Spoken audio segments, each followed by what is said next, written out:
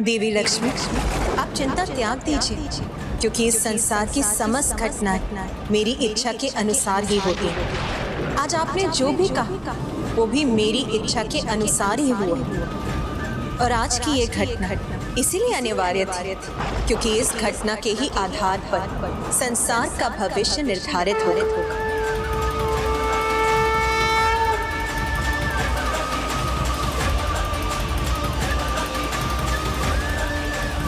भविष्य में ऐसा क्या होने वाला था माँ? हैग्रीव नामक दैत्य का जन्म।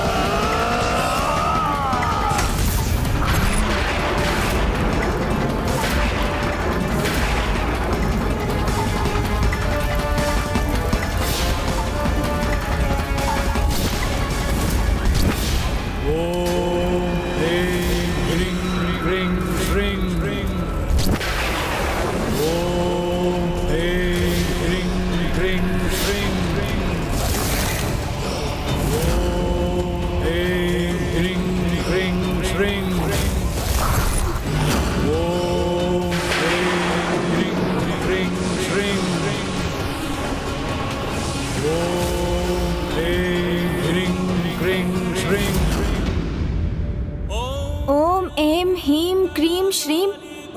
इस मंत्र के उच्चारण के साथ किसकी तपस्या कर रहा था वो दैत्य हैग्रीव? पुत्र, ये तो स्वयं माता पराशक्ति का ही बीज मंत्र है। माता पराशक्ति?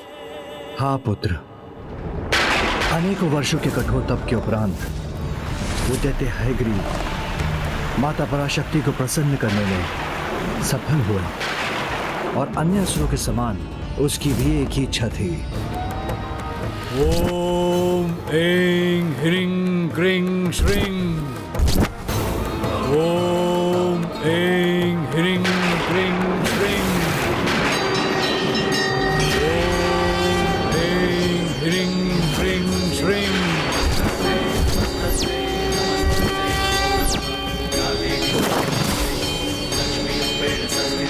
वत्स हैग्रीव, तुम्हारी तपस्या पूर्ण हुई।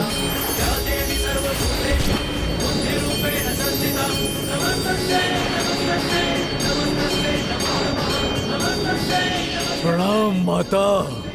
कहो, क्या इच्छा है तुम्हारी? मुझसे क्या वरदान चाहते हो तुम? अमृतत्व माता, अमृतत्व चाहता हूँ मैं, अमृतत्व चाहता हूँ मैं।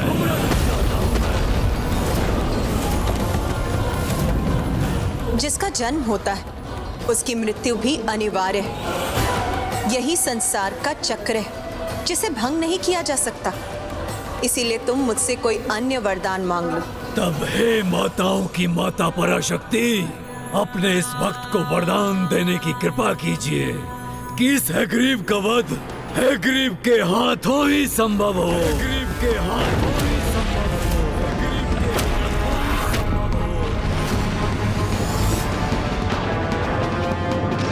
तथास्तु, तथास्तु।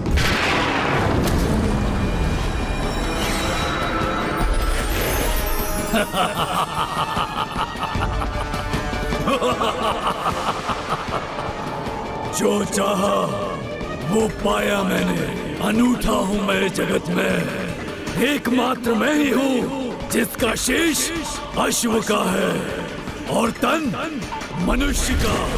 अर्थात कोई नहीं है मेरे जैसा, कोई अन्य हैग्रीव नहीं है समस्त संसार में। तो मेरा वध असंभव है। अमर हो गया मैं, अब मैं अजय हूँ। समस्त संसार पर राज करूंगा मैं और मुझे कोई क्षति नहीं पहुंचा सकता, कोई नहीं। किंतु प्रभु हैग्रीव के पूर्व दैत्य हैग्रीव उत्पन्न हुआ था, जो माता पराशक्ति का वरदान पाकर तीनों लोकों पर अपना आधिपत्य स्थापित कर चुका था। किंतु उसे तो अभी भी संतोष नहीं था, उसे और शक्ति प्राप्त करने की इच्छा थी। तो फिर संसार से उसने उन्हें छीन लिया जिनके लुप्त होने का अर्थ है अज्ञानता के अंधकार का विस्तार।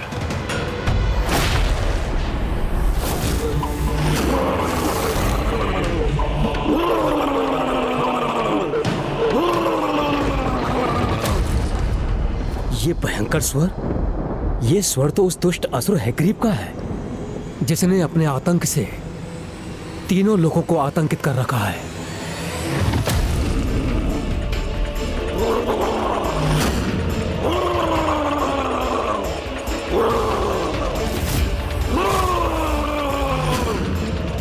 अवश्य ये किसी बुरे आशय से यहां आ रहा है।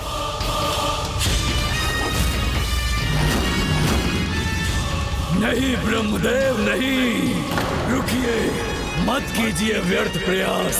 त्रिलोक विजेता हूँ मैं। मेरी बुद्धि का, युक्ति का कुछ तो सम्मान कीजिए और इस बात को समझिए कि आपके कमंडल के जल की शक्ति मेरे वरदान के बल से कहीं कम है। किंतु फिर भी आप चाहते हैं तो लीजिए, मैं प्रस्तुत हूँ। प्रयोग कर लीजिए अपने इस जल का मुझ पर। हैग्रीव, तीनों लोकों पर तो तुमने विजय प्राप्त कर ही ली है, फिर यहाँ ब्रह्मलोक में क्या करने आए हो? क्या करूं, मैं लाचार हूँ अपने विचार से। जो चाहता हूँ पाता हूँ मैं। और ये त्रिलोक विजेता भला क्या कहेगा कि निर्विरोध अनंत काल तक निरंतर स्थापित रहे मेरा शासन इस सृष्टि पर। मेरी रुचि ब्रह्मलोक में नहीं, उसमें है जो यहाँ स्थित है और जिसे प्राप्त करने से मेरी अनंत काल तक राज करने की इच्छा पूर्ण अवश्य होगी। अर्थात ये यहाँ से वेद प्राप्त करने आया है। उचित समझा आपने देवी सरस्वती, सर्वथा उचित समझा। यहाँ से वेद ही चाहिए मुझे।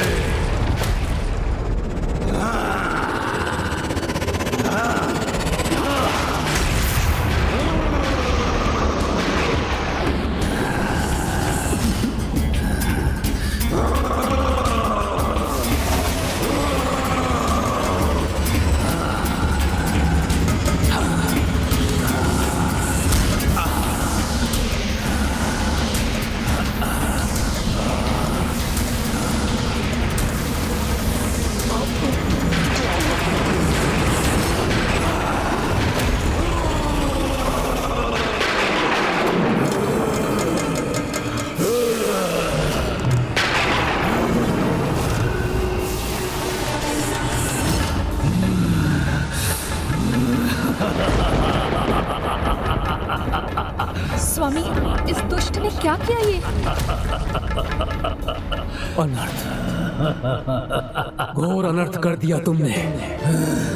वेद जो समस्त ज्ञान के स्रोत हैं, जो स्वयं माता पराशक्ति से मुझे सृष्टि के सृजन हेतु प्राप्त हुए थे, उन्हें तुमने छीन लिया, अपने में समाहित कर लिया। हैग्रीव, वेद मुझे वापस लौटा दो, उन्हें अपने साथ ले जाने का विचार त्याग दो। हैग्रीव। ब्रह्मदेव, मैंने कहा ना, मैं लाचार हूँ अपने विचार से। किंतु आप चिंता मत कीजिए, आपसे भी कहीं अधिक माता के ये बहुमूल्य उपहार मेरे पास सुरक्षित रहेंगे। मुझसे कोई नहीं हर सकेगा वेद को।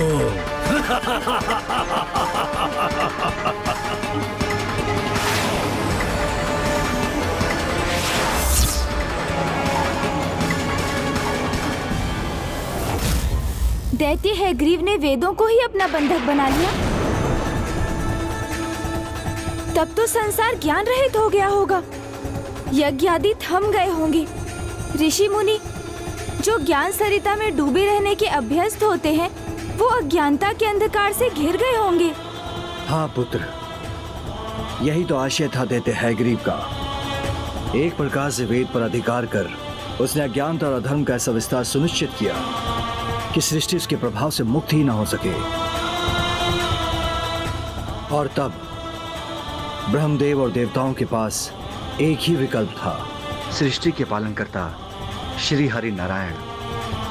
उचित, तो मैं स्वयं जाऊंगा, उस दुष्ट हैग्रीव से वेदों को मुक्त करवा कर लाऊंगा।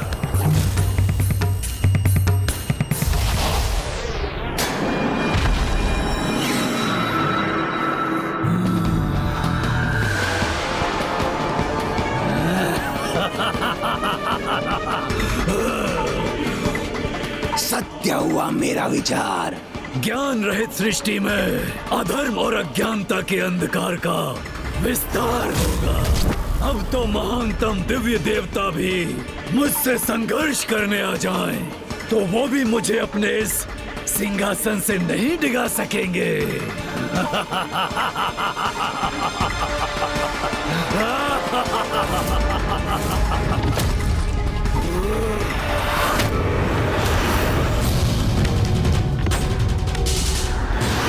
किसी भावी अनुचित घटना का आभास क्यों हो रहा है मुझे?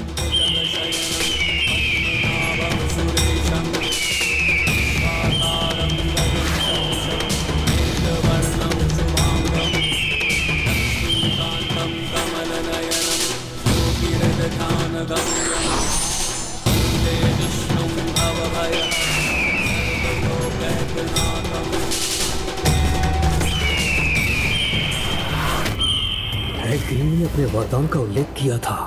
बस एकमात्र यही चिंता है मुझे, कहीं वो अपने वरदान के कारण नारायण से भी सुरक्षित रहा तो फिर हम निरुपाय हो जाएंगे।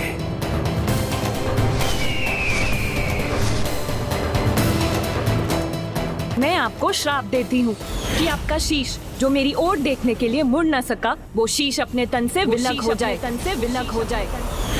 आज आपने जो भी कहा वो भी मेरी इच्छा के अनुसार ही हुआ। किसी बड़े अनिष्ट की आहट सुनी हो मैंने, ऐसा क्यों लग रहा है मुझे? ऐसा क्या छिपा है भविष्य के गर्भ में?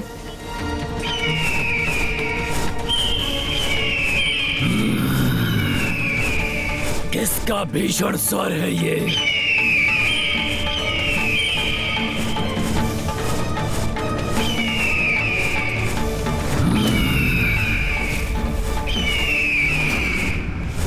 ओहो, नारायण तो ये आ रहे हैं।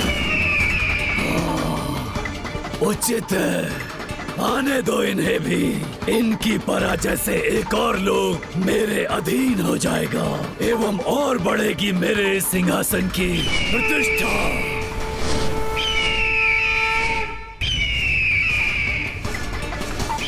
नारायण, ब्रह्मदेव एवं अन्य देवतागण कुछ नहीं कर सके तो उन्होंने आपको यहाँ भेज दिया, किंतु कदाचित आपको ज्ञात नहीं, समस्त ब्रह्मांड में ऐसा कोई नहीं जो मेरा वध कर सके। अनंत काल तक राज करूंगा मैं इस सृष्टि पर और कोई भी मुझे क्षति नहीं पहुंचा सकेगा। हैग्रीव, भ्रम है तुम्हारा। जिसका भी आरंभ हुआ है उसका अंत निश्चित, और तुम्हारे जैसे दुष्ट तो अपने अंत को स्वयं आमंत्रित करते।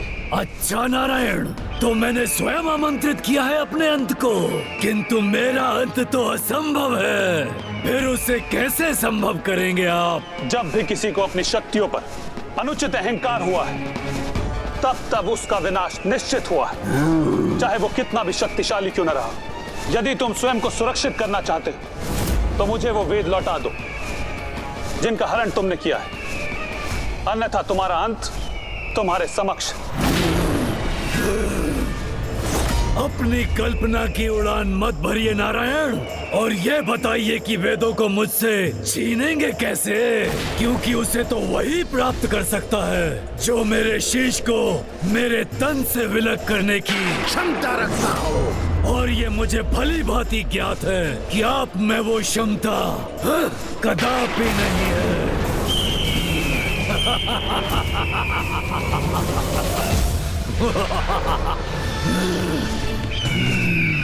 जब दो बड़े बात कर रहे हो तो उसमें सेवक का हस्तक्षेप कदापि उचित नहीं है।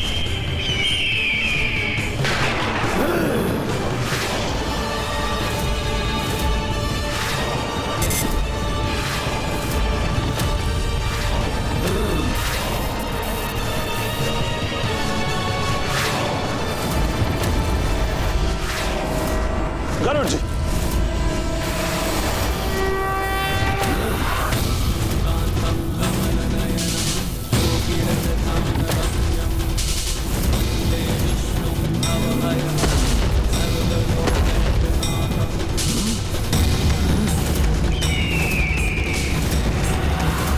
मेरे एक अस्त्र को नष्ट किया तो क्या किया नारायण? मुझसे श्रेष्ठ नहीं है आप, क्योंकि ये तो युद्ध का आरंभ ही है।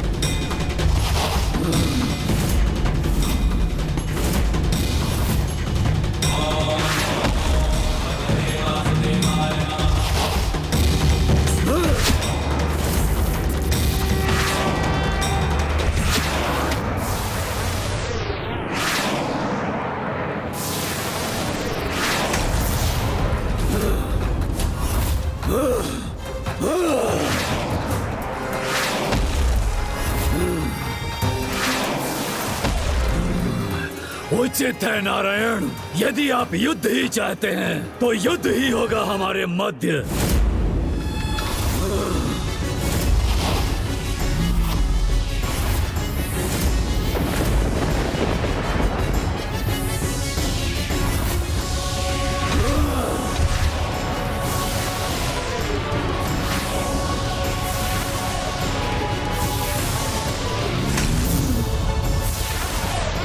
कितना भीषण युद्ध है ये, किंतु नारायण के प्रहारों का सामना करने में कैसे सक्षम हो रहा है ये?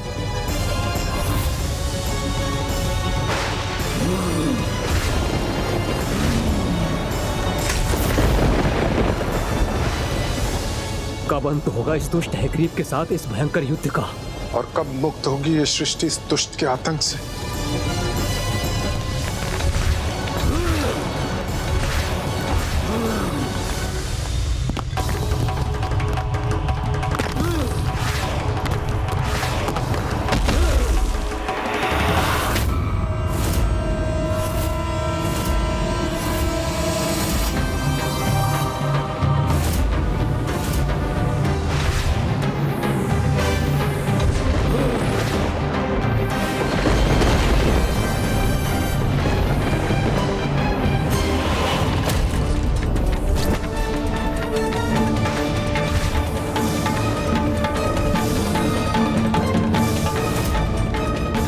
कितने वर्ष बीत गए इस युद्ध को, किंतु ये दुष्ट हैग्रीव अभी भी नारायण के समक्ष टिका हुआ है। अथक प्रयासरत रहा मैं इस दुष्ट के वध के लिए, किंतु ये तो अब भी स्थित है। कोई लाभ नहीं रहा इस युद्ध का, और अब तो मैं भी अत्यधिक क्लांत हो चुका हूँ।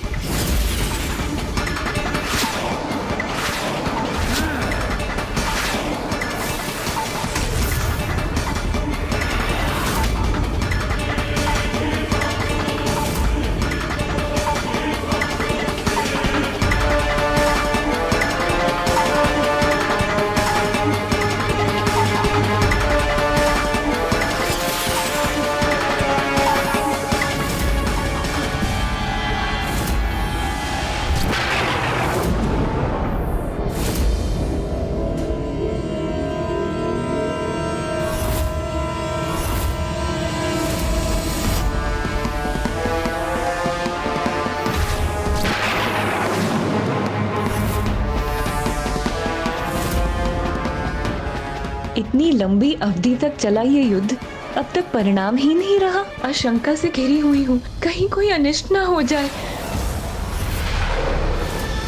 मैं आपको श्राप देती हूँ कि आपका शीश तन से विलग हो जाए। स्वामी को अपने श्राप से श्रापित किया था मैंने, कहीं ये वही क्षण तो नहीं? नहीं, ऐसा अनर्थ नहीं हो सकता।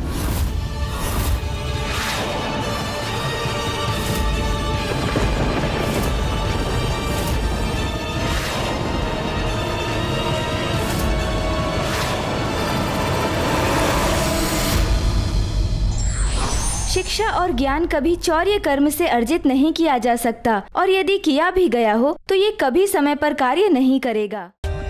For more updates, subscribe to our channel, click the show links and enjoy watching the videos.